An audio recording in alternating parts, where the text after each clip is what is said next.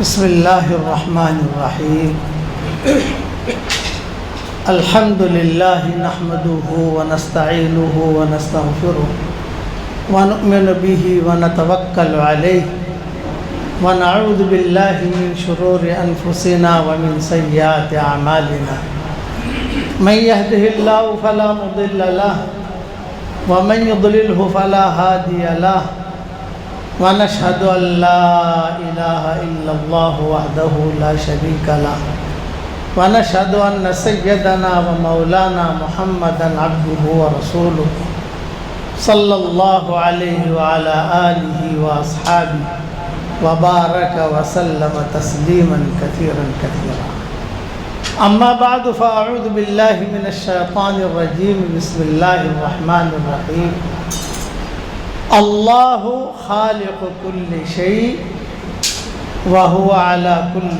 شيء وکیل له مقالید السماوات والارض والذین کفروا بآیات اللہ اولئک هم الخاسرون صدق اللہ العظیم۔ قابل احترام بھائیوں، دوستوں اور بزرگوں، اس دنیا میں جو کچھ ہو رہا ہے وہ اللہ کرتے ہیں، آئندہ جو ہوگا وہ بھی اللہ ہی کریں گے، پیشے جو ہوا وہ بھی اللہ ہی نے کیا۔ عزت اور ذلت اللہ کے ہاتھ میں ہے، موت و حیات یہ اللہ کے ہاتھ میں ہے، بیماری اور شفا یہ اللہ کے ہاتھ میں ہے، چاند یہ بھی اللہ کا غلام اور پابند، سورج یہ بھی اللہ کا غلام اور پابند۔ سورج میں جو روشنی ہے وہ اس کی ذاتی نہیں ہے، اللہ کی رکھی ہوئی ہے۔ جب تک اللہ چاہے گا یہ سورج روشنی دیتا رہے گا، اور جس دن اللہ چاہے گا تو سورج جو ہے وہ سوئچ آف ہو جائے گا، روشنی ختم۔ سورج ہے، روشنی ختم ہوگی۔ اسی کو کہتے ہیں اذا السماء انفطرت واذا الكواكب انتثرت واذا الشمس كورت۔ سورج ہے لیکن اس کو اللہ اندھا کر دیں گے، کوئی روشنی نہیں۔ تو جو کچھ بھی ہے وہ اللہ کرتے ہیں، اس کے مذاکرے ہمارے آپس میں ہونے چاہیے۔ بچوں کے سامنے اس کے مذاکرے کر رہے ہیں، یہ ہمارا ایمان تازہ کرے گی یہ چیز۔ مال دیکھ دیکھ کر آدمی کو مال پر یقین آتا ہے، فطری چیز ہے۔ جسے دیکھے گا، جس کو بولے گا، جس کو سنے گا تو اسی کی بات کرے گا، اسی کا گانا گائے گا، وہی چیز سوچے گا، اسی چیز پر چلے گا۔ یہ نہیں ہے، ہم مسلمان ہیں، ایمان والے ہیں، اس لیے اللہ کی بڑائی کو بولنا۔ میرے والد صاحب رحمۃ اللہ علیہ فرماتے تھے کہ خواہ مخواہ بھی اللہ کی بڑائی کو بولو، اخلاص کے ساتھ نہ بول سکو تو غفلت کے ساتھ بھی بولو، اخلاص آخر میں آئے گا، کہ پہلے دن سے اخلاص نہیں آتا کہ آدمی کہے کہ میں پہلے مخلص بنوں پھر اللہ کی بڑائی کو بولوں، یہ نہیں ہوتا۔ آدمی بولنا شروع کرے ربک فکبر۔ اسی لیے حضور صلی اللہ علیہ وسلم کو یہ سبق سکھایا، پہلا سبق ہے حضور صلی اللہ علیہ وسلم کا، کیا؟ ربک فکبر، اپنے اللہ کی بڑائی کو بولو۔ قرآن شریف میں کوئی پارہ، کوئی سورت، کوئی صفحہ ایسا نہیں ہے جس میں اللہ نے اپنی بڑائی کو بیان نہیں کیا۔ چاند کو دیکھو، سورج کو دیکھو، ہواؤں کو دیکھو، سمندروں کو دیکھو، سارا نظام کون چلا رہا ہے؟ موسم دیکھو، فضائیں، کبھی سردی، کبھی گرمی، کبھی ہوائیں، کبھی بارش، یہ کون لاتا ہے؟ اللہ لاتا ہے۔ خوب گرمی ہو گئی، خوب گرمی، تو جہنم نے اپنی ہوا باہر پھینکی ہے، جتنی زور سے کر کے جہنم پھینکے گی جو سمجھے گرمی دنیا میں زیادہ ہوگی۔ کتابوں میں لکھا ہے کہ خوب سردی ہو رہی تو جہنم نے اپنے منہ کی ہوا اندر لیے، جتنا زور سے لے گی اتنی سردی زیادہ ہوگی۔ یہ سب اللہ کا نظام ہے، فرشتوں کا نظام، ہواؤں کا نظام، بارشوں کا نظام، اور سارا کا سارا نظام اللہ چلاتے ہیں۔ کسی حکومت کو لانا، کسی حکومت کو گرانا، کسی کو کرسی پہ لانا، کسی کو بٹھانا، کسی کو نیچے اتارنا، کسی کو عزت دینا، کسی کو ذلت دینا، یہ سارا نظام اللہ کا ہے۔ اس لیے اس اللہ کی بڑائی کو بار بار اپنے بچوں کے سامنے ہم بولیں۔ بچہ کھانا کون کھلاتا ہے؟ کہ اللہ کھلاتا ہے۔ اللہم انت خلقتنی وانت تہدینی وانت تطعمنی وانت تسقینی وانت تمیتنی وانت تحیینی۔ یہ دعا حضرت ابوبکر، حضرت عمر منبر پر رہ کر صحابہ کو سکھاتے تھے، اور حضور صلی اللہ علیہ وسلم نے صحابہ کو سکھائی کہ میں نے میرے کتاب مومن کے ہتھیار میں لکھ دی ہے یہ دعا کہ اللہم انت خلقتنی وانت تہدینی وانت تطعمنی وانت تسقینی وانت تمیتنی وانت تحیینی۔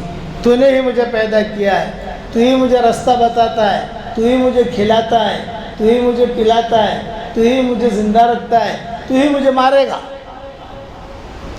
پھر فرماتے تھے عبداللہ ابن سلام کہ حضرت موسیٰ بھی اپنی امت کو یہی دعا سکھاتے تھے اور روزانہ 7 مرتبہ پڑھواتے تھے۔ کتنی مرتبہ بھائی؟ 7 مرتبہ روزانہ۔ تو روزانہ 7 مرتبہ پڑھو 24 گھنٹے میں، یہ حضرت موسیٰ کہتے تھے۔ میں کہتا ہوں کہ 1 مرتبہ پڑھو، تو حضور صلی اللہ علیہ وسلم نے 1 مرتبہ پڑھوائی، اسی لیے میں نے مومن کے ہتھیار میں لکھ دی صبح شام کی دعاؤں میں اس کو۔ تو اس کے بعد جو دعا مانگو گے اللہ قبول کرے گا، یہ بھی ہے حاجتیں پوری کرنے کی دعا۔ کل اس میں ایمان کی بڑھوتری بتائی، سارا نظام جانوروں کا، چرندوں کا، پرندوں کا، سب کو اللہ جانتا ہے۔ جناتوں کا نظام کون چلاتا ہے؟ اللہ چلاتا ہے۔ کیونکہ انسانوں کا نظام کیا کون چلاتا ہے؟ اللہ چلاتا ہے۔ بڑے بڑے سمندر پیدا کر دیے۔ یہ ہمارے دنیا کے جو سمندر ہیں یہ تو چھوٹے ہیں، ایک بہت بڑا سمندر اللہ نے پیدا کیا ہے جو 7ویں آسمان پر ہے، اس سے بڑا سمندر کوئی نہیں، 7ویں آسمان کے اوپر ہے، سب بھرا۔ دنیا میں تو یہ ہے کہ ابھی خشکی بھی ہے، سمندر بھی ہے، باغات بھی ہے، مکان بھی ہے، کھیتیاں بھی ہیں، جنگلات بھی ہیں، پانی بھی ہے۔ اس طریقے سے اللہ اس کا نقشہ بنا کے دنیا کا اللہ تعالیٰ چلا رہا ہے۔ لیکن 7ویں آسمان کے اوپر ادھر بہت بڑا سمندر کہ اس سے بڑا کوئی نہیں، اس پر بھی اللہ نے اپنے لگامیں مضبوط کر رکھی ہے۔ فرشتے، ایک معمولی سا بھی اگر سوراخ ہو جائے ساری دنیا منٹوں کے اندر ختم ہو جائے۔ یہ کہتے ہیں نا 4 منٹ میں ہم جو ساری دنیا ختم کر دیں گے، یہ کر دیں گے۔ اس سے بڑی طاقت تو اللہ نے پیدا کر لی ہے، لیکن اللہ کے قبضے میں۔ یہ اللہ خالق کل شیء وہو علی کل شیء وکیل، مطلب یہ کہ ہر چیز کو ہم نے پیدا کیا اور ہر چیز پر ہمارا کنٹرول بھی ہے، یہ مطلب ہے وہو علی کل شیء وکیل کا۔ یہ نہیں کہ صاحب کیا کریں فرشتے سو گئے تھے، کیا کریں کہ تھوڑی سی وہ ہو گئی تو صاحب یہ پانی یہاں آ گیا۔ وہو علی کل شیء وکیل، وہ ہر چیز پر اس کا کنٹرول بھی ہے پورا۔ بہت بڑی طاقت والے اللہ، اللہ اکبر، اس لیے اسے بار بار پڑھوایا۔ یہ جملہ اتنا ہیوی ہے اللہ اکبر کا کہ صرف 1 مرتبہ آدمی اللہ اکبر کہہ دے دھیان سے تو کہتے ہی آسمان اور زمین کا درمیانی حصہ اجر اور نور سے بھر جاتا ہے، 1 مرتبہ کہنے سے۔ وَرَبَّكَ فَكَبِّرْ، اسی نے کہا اپنے اللہ کے بڑے بیان کرو۔ جب بچے پیدا ہوتے تھے حضور صلی اللہ علیہ وسلم کے زمانے میں تو ان کو یہ آیت سکھائی جاتی تھی، الحمدللہ الذی لم یتخذ ولدا ولم یکن لہ شریک فی الملک ولم یکن لہ ولی من الذل وکبرہ تکبیرا۔ سورہ بنی اسرائیل کی بالکل آخری آیت ہے، سورہ کہف سے پہلی والی۔ آپ سورہ کہف کھولو، اوپر یہ آیت آپ کو دکھے گی۔ بچوں کو سکھاتے تھے، مائیں سکھاتی تھی، بیٹا یہ آیت سیکھو، یہ آیت سیکھو، یہ آیت پڑھو، یہ چھوٹا چھوٹا بچہ بھی وہ آیت سیکھ لیتا تھا۔ اللہ کی بڑائی، وَكَبِّرْهُ تَكْبِيرًا۔ آج ہمارے ایمان کی کمزوری کی وجہ سے ہم ہمارے بچوں کو کیا سکھاتے ہیں؟ ڈنکی منکی، ڈوگ، کہ یہ ڈوگ ہے، یہ ڈنکی ہے، یہ منکی ہے، یہ ایپل ہے، یہ وہاں وہ چیز نہیں. وہاں اللہ کے شروع سے بچوں کی تربیت ہی وہ کرتے تھے کہ اللہ بڑے ہیں، کرنے والے اللہ ہیں، کرنے والے اللہ ہیں، کرنے والے اللہ ہیں. تو اس آیت کو آیت العز کہا گیا ہے، عزت دلانے والی آیت. حدیثوں میں آتا ہے ہذه الآیہ آیت العز، کہ عزت دلانے والی آیت ہے. کیوں عزت دلانے والی آیت ہے؟ کہ اس میں اللہ کی بڑائی ہے. اللہ کی بڑائی کا اتنا اہتمام کیا کہ مؤذن کو بار بار کہا اللہ اکبر کہو، اللہ اکبر کہو. جب نماز پڑھتے ہیں تو اللہ اکبر، رکوع میں جاؤ اللہ اکبر. حالانکہ یہ کہہ سکتے تھے بھئی آپ اگر ہاتھ باندھو تو اللہ اکبر، رکوع میں جاؤ تو سبحان اللہ، جب سجدے میں جاؤ تو الحمدللہ، یہ بھی تو کہہ سکتے تھے. نہیں، آپ جو ہے 24 گھنٹہ دیکھو جتنی ہماری نماز ہیں، کتنی رکعتیں ہیں، کتنی مرتبہ اللہ نے ہمیں اللہ اکبر کہلوایا ہے. انفرادی نماز پڑھو تو اللہ اکبر، اجتماعی نماز پڑھو تو اللہ اکبر، ہر رکعت میں اللہ اکبر. اللہ بڑے ہیں. یہ سبق تھا جو سبق ہم بھول گئے. اس طرح کبھی دھیان نہیں جاتا. دنیا سے جا رہا ہے آدمی تو اللہ اکبر، دنیا میں آ رہا ہے تو سب سے پہلے کان میں کیا کہا گیا؟ اللہ اکبر. میں سبحان اللہ بھی تو کہہ سکتے تھے، الحمدللہ بھی تو کہہ سکتے تھے، لا الہ الا اللہ بھی تو کہہ سکتے تھے. کہ بچہ پیدا ہو تو اس کے کان میں سبحان اللہ پڑھ لو، الحمدللہ پڑھ لو، یہ حکم بھی تو دے سکتے تھے. نہیں، اللہ اکبر، اللہ بڑے ہیں. بار بار اس کی بڑائی کو بولنا، اس کی بڑائی کو سننا، اس کی بڑائی کے مذاکرے. ہر چیز ہر منزل میں اللہ کی محتاج ہے، اور اللہ کسی منزل میں بھی کسی چیز کا محتاج اور پابند نہیں. دکان اپنے وجود میں اللہ کی محتاج، باقی رہنے میں اللہ کی محتاج، ختم ہونے میں اللہ کی محتاج، اثر دکھانے میں اللہ کی محتاج، نفع پہنچانے میں اللہ کی محتاج، نقصان پہنچانے میں اللہ کی محتاج. جتنی منزلیں اس دکان پر آئے گی، ہر منزل میں یہ اللہ کی محتاج ہے، اور اللہ کسی منزل میں بھی اس کا محتاج اور پابند نہیں ہے. دوا میں شفا نہیں ہے، شفا اللہ کے ہاتھ میں. بعض مرتبہ آدمی دوا پیتا ہے، دوا پیتے پیتے مر جاتا ہے، اور بعض مرتبہ دوا پی کر اللہ تعالیٰ صحت دے دیتا ہے اس کو. تو کرسی میں عزت نہیں ہے، عزت جو ہے وہ اللہ کے خزانے میں. وَلِلَّهِ الْعِزَّةُ وَلِرَسُولِهِ وَلِلْمُؤْمِنِينَ. عزت اللہ کے لیے، اس کے رسول کے لیے، مومنین کے لیے. بس یہی اللہ کا فیصلہ ہے، یہ بدلنے والا نہیں. حکومت اللہ نے داؤد علیہ السلام، سلیمان علیہ السلام کو دی، کامیاب کر دیا، بہت مال تھا ان کے پاس، اور یہی حکومت قارون اور فرعون کے پاس ہے، اسی میں اللہ نے اجاڑ دیا. اور یہ دونوں چمک گئے. ہشام بن عبد الملک ایک شہزادہ تھا، بہت نخرے تھے اس کے، کتابوں میں لکھا ہے. یہ اموی خاندان، جو دو خاندانوں کی تاریخ ہے، بنو عباس، بنو امیہ. بنو امیہ جو ہے یہ امیر معاویہ کی نسل کے جو لوگ ہیں جنہوں نے حکومتیں کی عربوں پر. اور ایک بنو عباس، حضور صلی اللہ علیہ وسلم کے اولاد، حضرت علی کے اولاد، یا اولاد یا اولاد جو چلی بنو ہاشم، یہ تھے. یہ تاریخیں پڑھنی چاہیے، پتہ چلے کہ ہمارے بڑوں میں کون کیا تھا، کس طرح کی حکومت چلی. تو ہشام بن عبد الملک یہ شہزادہ تھا، حرم شریف میں آیا. وہاں آج کل جہاں یہ حجر اسود کے سامنے مقام ابراہیم ہے، تو وہاں ایک چھوٹا سا درخت ہوا کرتا تھا کسی زمانے میں. مکانت بھی ہوتے تھے، چونکہ شہزادہ تھا. یہ آیا اور آ کر جو ہے بیٹھا رہا اس کے فوج کے ساتھ. دائیں بائیں اس کی فوج ہے، لوگ ہیں، اس انتظار میں کہ حرم شریف میں تھوڑا سا رش کم ہو تو حجر اسود کو بوسا دے اور بیت اللہ کا طواف کرے۔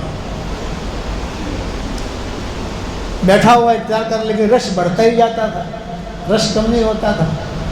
تھوڑی دیر کے بعد امام زین العابدین تشریف لائے، ایک خادم ساتھ، ایک خادم، چھوٹی سی پوٹلی، اور جہاں حرم میں داخل ہوئے، حرم میں داخل ہوتے ہی لوگوں نے دیکھا حضرت آئے، حضرت آئے، حضرت آئے۔ لوگوں نے جو ہے راستہ کر دیا، سب چھوڑ دیا، حضرت تشریف لائے، حضرت اسود کو بوسا دیجیے۔ تو انہوں نے بسم اللہ اللہ اکبر کہہ کر حجر اسود کو بوسا دیا اور بیت اللہ کا طواف شروع کر دیا۔ یہ شہزادہ ہے، کسی نے جگہ نہیں دی۔ یہ کرسی والا ہے، کسی نے جگہ نہیں دی۔ یہ مال والا ہے، کسی نے جگہ نہیں دی۔ اور وہ اللہ والے ہیں، اعمال والے ہیں، قرآن والے ہیں، حدیثوں والے ہیں، سارا مجمع۔ پتہ چلا کہ حضرت تشریف لائے امام زین العابدین، سارے کے سارے لوگ ہٹ گئے اور جو ہے ان کے پیچھے پیچھے طواف کرنے لگے۔ تو یہ عشاء بن عبد الملک کے ساتھ فورین کے لوگ بھی تھے، وزراء۔ انہوں نے پوچھا کہ من ھذا الرجل، ارے تو بادشاہ ہے یہاں کا، شہزادہ ہے، کسی نے تیرا تو بھاؤ پوچھا نہیں، ارے غریب آدمی، فقیر آدمی۔ خدا کی شان کتابوں میں لکھا ہے جب امام زین العابدین طواف کر رہے تھے تو ان کے کپڑوں پر بھی پیوند تھے۔ غریب آدمی ہے، یہ طواف کر رہا ہے تو ہر آدمی عزت کی نگاہ سے دیکھتا ہے۔ من ھذا الرجل، ہشام نے جواب دیا انا لم اعرفہ، میں نہیں جانتا یہ کون ہے۔ وَهُوَ كَانَ يَعْرِفُهُ، حالانکہ میں پہچانتا تھا یہ کون ہے۔ ناک کا مسئلہ ہوتا ہے۔ وَهُوَ كَانَ يَعْرِفُهُ، وہ جانتا تھا کہ یہ آدمی کون ہے۔ تو فرزدق شاعر تھا، قریب میں بیٹھا ہوا، اس نے کہا حضرت اگر آپ نہیں پہچانتے تو میں تعارف کرا دوں ان کا۔ اب ہشام تو کچھ بولا نہیں، لیکن جو قرب جوار میں وزراء، فورن منسٹر لوگ تھے سارے، انہوں نے کہا ہاں بھئی یہ آدمی اتنا بڑا کون ہے، شہزادے کو تو کسی نے جگہ دی نہیں اور ان کو جگہ دے دی، اور مجمع بھی ہٹ گیا، چھٹ گیا، سب ان کے پیچھے پیچھے طواف کر رہے ہیں۔ حجر اسود تک جب پہنچتے ہیں سب کھڑے ہو جاتے ہیں، حضرت آپ بوسا دے دیجیے، پھر ہم آگے چلتے ہیں۔ تو فرزدق نے تعارف کرا ہے، شاعر تھا۔ کبھی کبھی کوئی آدمی جو ہے بڑا کام کر جاتا ہے، ہوتا گنہگار ہے، حالانکہ اچھا آدمی نہیں تھا، شرابی، کبابی، عیاش۔ بادشاہوں کے شاعر تو ایسے ہی ہوتے ہیں نا، ساری برائیاں تھیں۔ اس کی بیوی دیندار تھی، فرزدق کی، صالحہ تھی، حسن بصری کی شاگردہ تھی فرزدق کی بیوی۔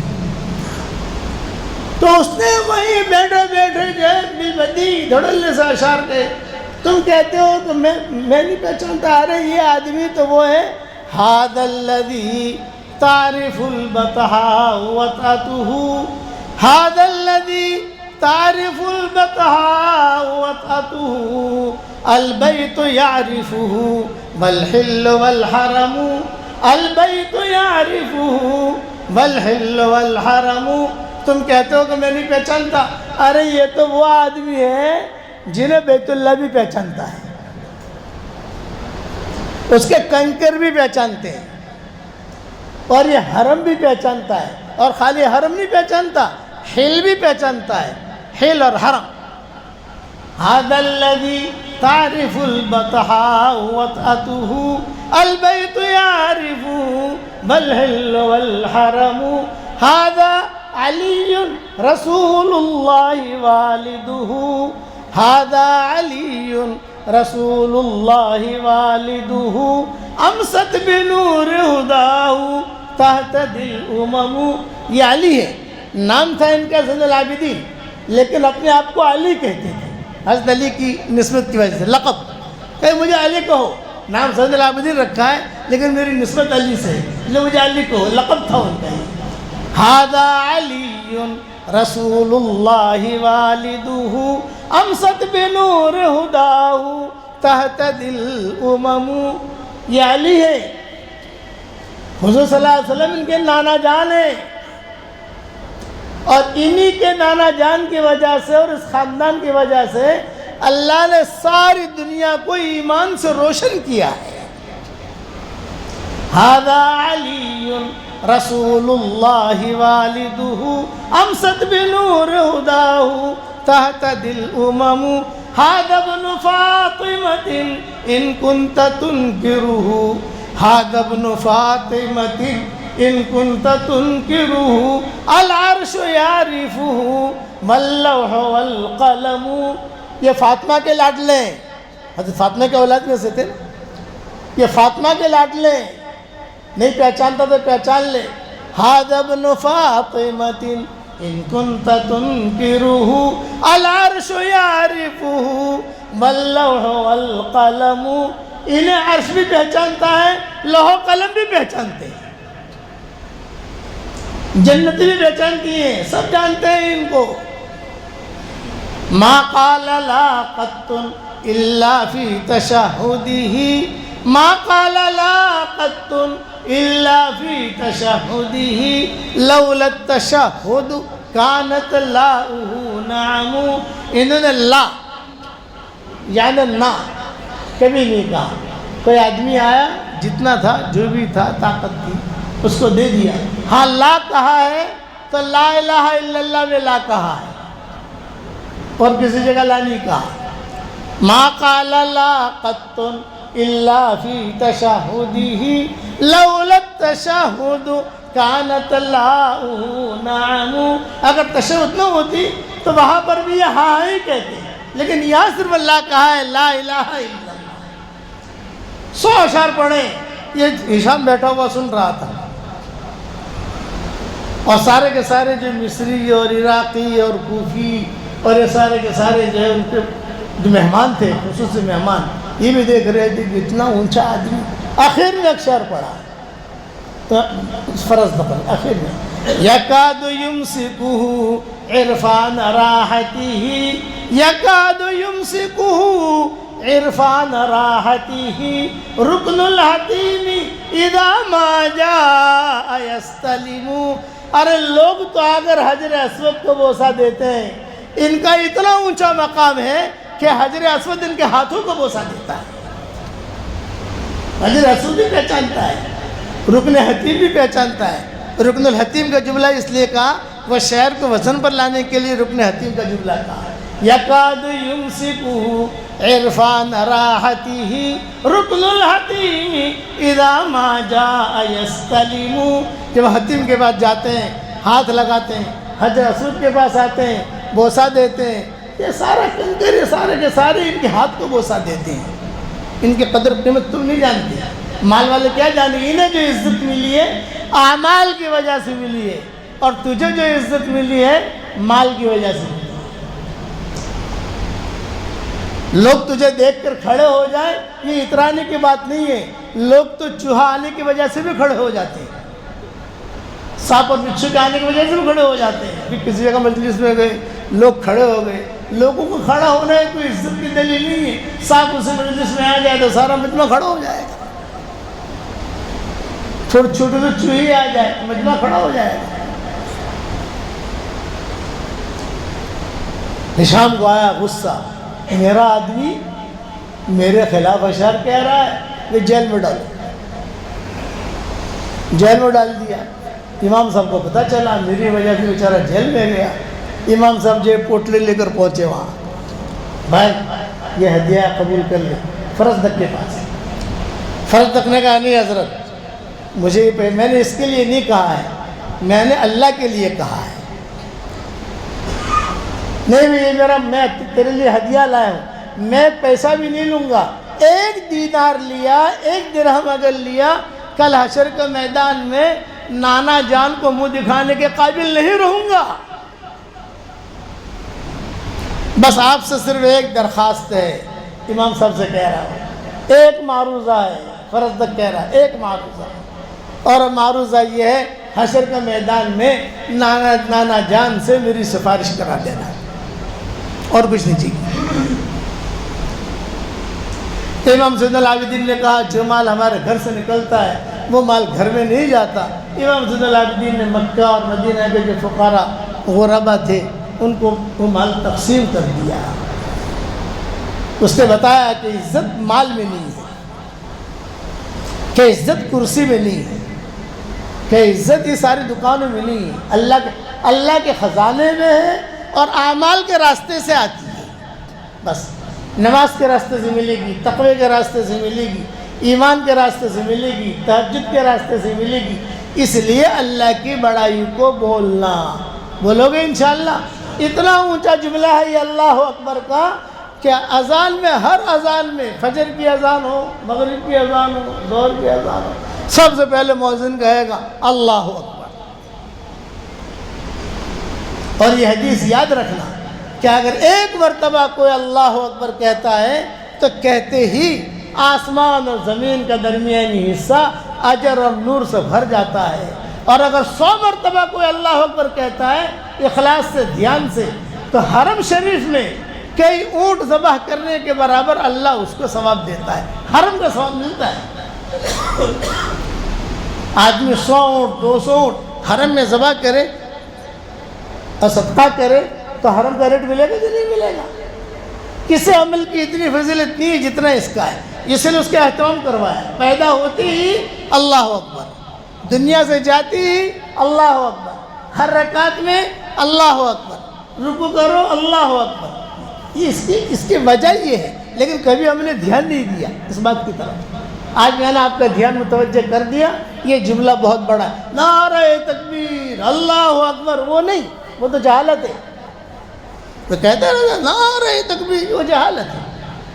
اپنے اندر پیدا کرو، ادھر ادھر کی بات نہ کر۔ مجھے یہ بتا کہ قافلہ کیوں لوٹا، مجھے رہزن سے گلا نہیں، تیری رہبری کا سوال ہے۔ آہ کس کی جستجو آوارہ رکھتی ہے تجھے، راہ بھی تو، رہرو بھی تو، رہبر بھی تو، منزل بھی تو۔ سبق پھر پڑھ، صداقت کا، شجاعت کا، عدالت کا، لیا جائے گا تجھ سے کام دنیا کی امامت کا۔ اپنے آپ کو آدمی سدھارے، دوسرے کے بارے میں مت کو وہ خراب وہ خراب نہ، ہم کیسے ہیں وہ دیکھ، آدمی دیکھے میں کیسا ہوں۔ کریں گے انشاءاللہ بھائی، اللہ عمل کرنے کی توفیق عطا فرمائے۔